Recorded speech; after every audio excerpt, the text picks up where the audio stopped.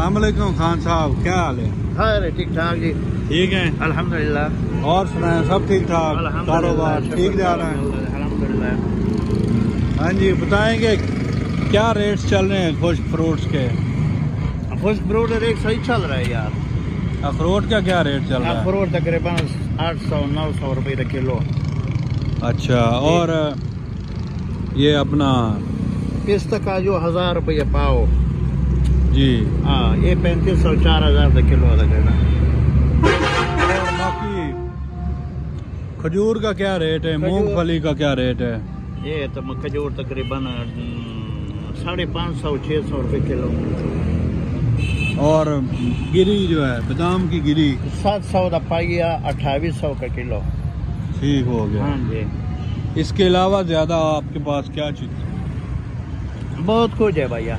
इनके पास हर तरह की ड्राई फ्रूट्स हैं। भैया बहुत प्यारा सेटअप बनाया हुआ। खजूर भी 3-4 किस्म में है इनके इधर पास। ज्यादा है इधर।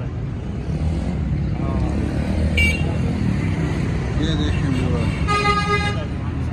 VIP ड्राई फ्रूट्स टिकिया वाला। चने का क्या रेट है? और रेवड़ी 600 का चकवाला रेवड़ी 600 का किलो। चने भी है 450-500 जी। हाँ जी। और सिर्फ गरी थोड़े से महंगी है, 1400 का किलो गरी जी। और मूंगफली का क्या रेट है? मूंगफली 600 किलो जी।